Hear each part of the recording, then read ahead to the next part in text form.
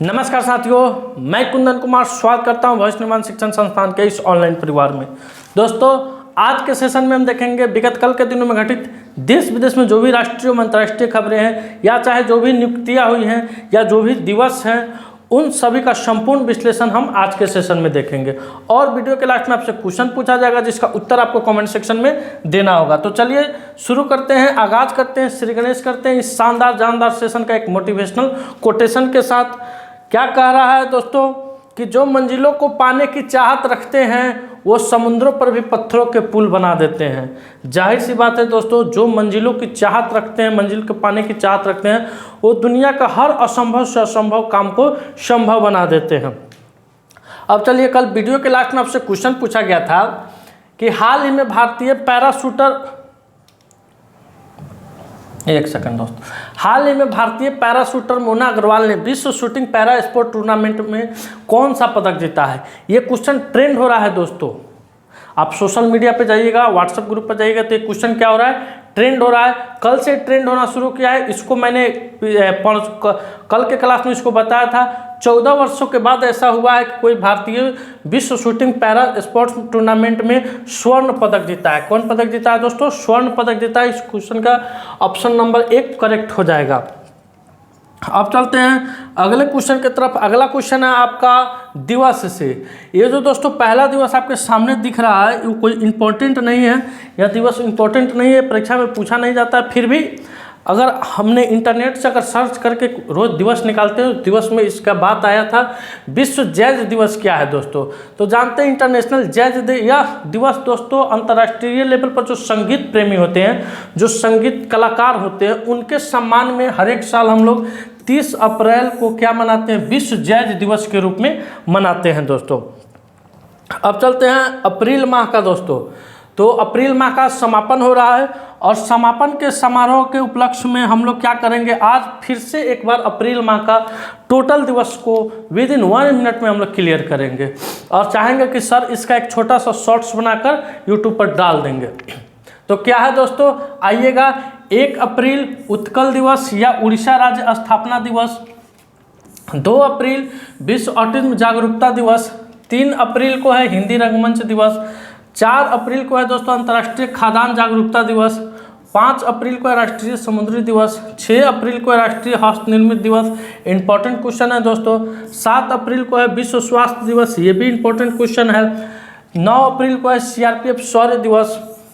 10 अप्रैल को है world homeopathy दिवस। 11 अप्रैल को है राष्ट्रीय सुरक्षित मातृत्व दिवस। 11 अप्रैल को है विश्व पार्किंसन दिवस। 12 अप्रैल को है मानव अंतरिक्ष उड़ान का अंतर्राष्ट्रीय दिवस। 14 अप्रैल को है स्मृति दिवस। 14 अप्रैल को ही दोस्तों विश्व चगास रोग दिवस मनाया जाता है और ये BR अम्बेडकर जी के जन्म दिवस पर, BR अम्बेडकर जी के जन्म। अब यहाँ आइए, 15 अप्रैल विश्व कला दिवस। 17 अप्रैल विश्व हीमोफीलिया दिवस। 18 अप्रैल विश्व धरोहर दिवस। 16 अप्रैल विश्व आवाज दिवस।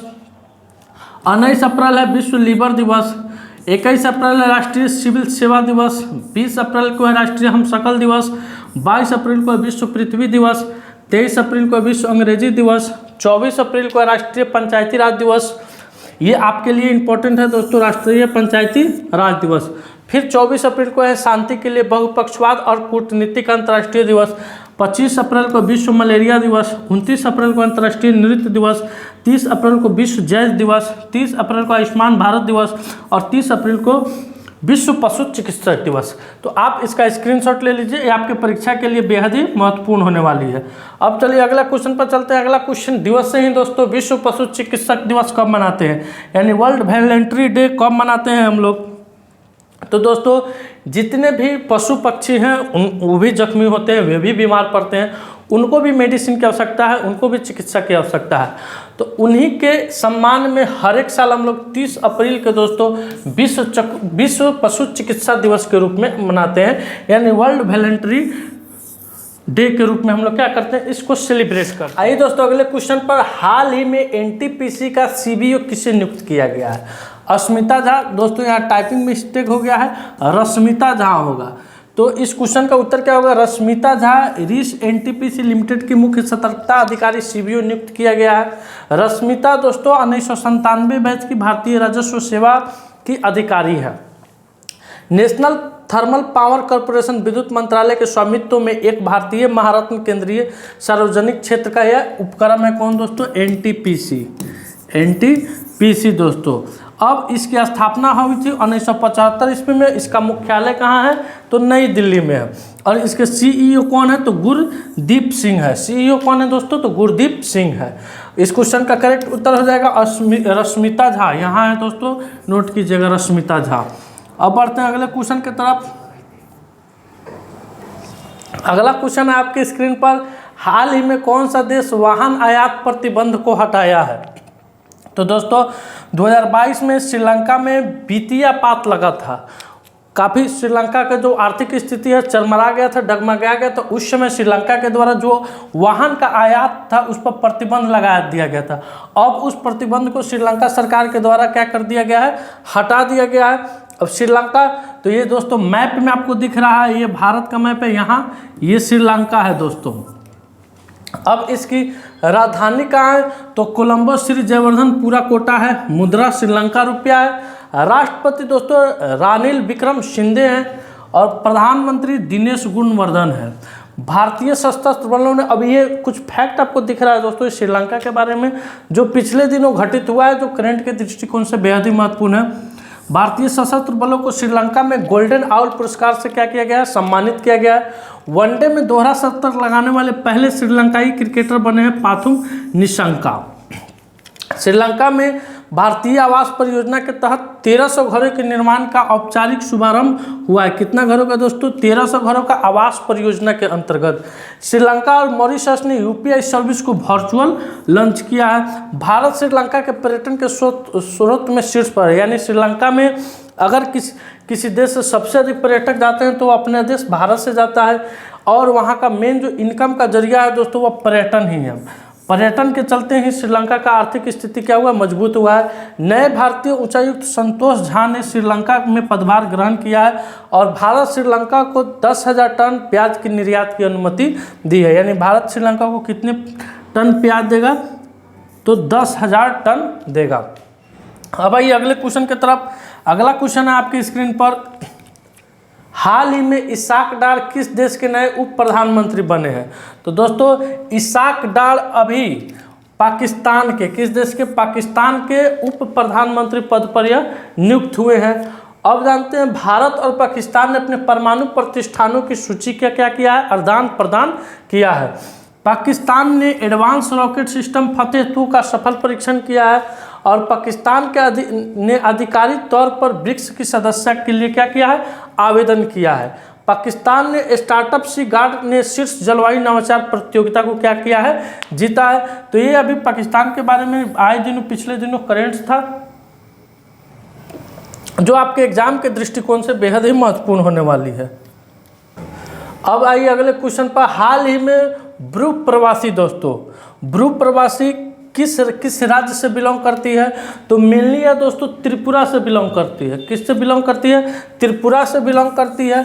तो यह अब की बार लोकसभा चुनाव में, यानी 2024 लोकसभा चुनाव में पहली बार यह अपने मतदान में हिस्सा ले रही है। ये ब्रिक्स ब्रू प्रवासी लोग हैं दोस्तों। मेनली ये त्रिपुरा में रहते हैं, असम में भी रहते हैं, मिजोरम में भी रहते हैं। लेकिन अब की बार त्रिपुरा गवर्नमेंट के द्वारा, त्रिपुरा के मुख्यमंत्री के मानिक शाह जी के द्वारा इन लोगों को चुनाव में भाग लेने का अवसर प्रदान किया गया है। इसलिए क्वेश्चन दोस्तों थोड़ा महत्वपूर्ण बन गया है। अब है त्रिपुरा दोस्तों। तो ये त्रिपुरा के बारे में कुछ फैक्ट है। दिव्य कला मेला 2024 का उद्घाटन अगरतला में हुआ है। कहाँ हुआ है? दिव्य कला मेला 2024 का उद्घाटन अगरतला में हुआ है। ई कैबिनेट प्रणाली लागू करने वाला चौथा राज्य कौन बना है दोस्तों?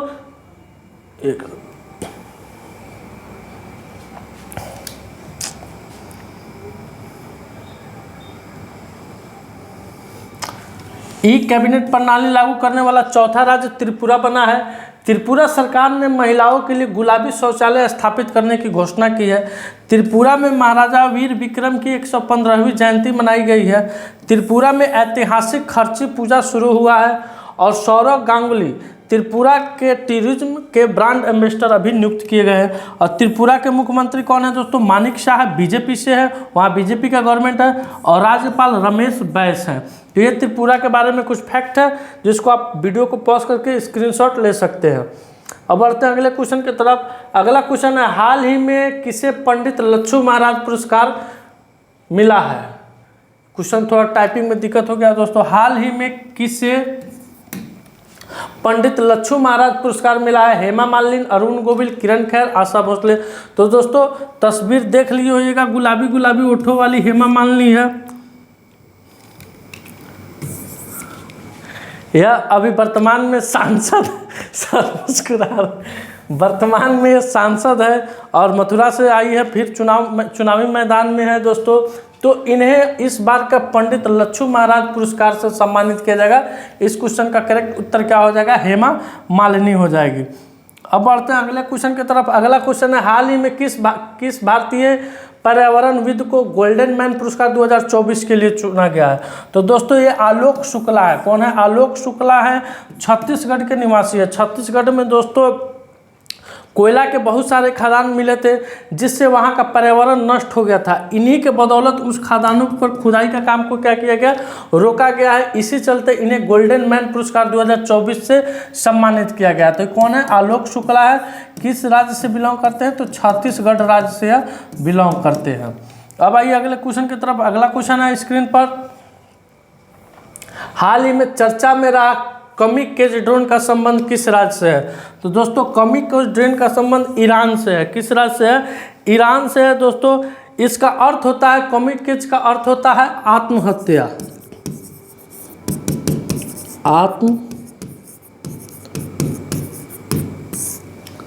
कमिक का अर्थ होता है आत्महत्या। इसकी स्पीड कितनी है दोस्तों?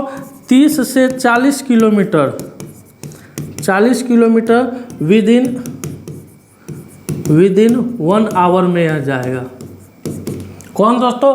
कमिक ड्रोन किस देश से संबंधित है? ईरान देश से संबंधित है। अर्थ होता है इसका आत्महत्या 30 से 40 किलोमीटर, इसका क्षमता है 1 किलोमीटर में।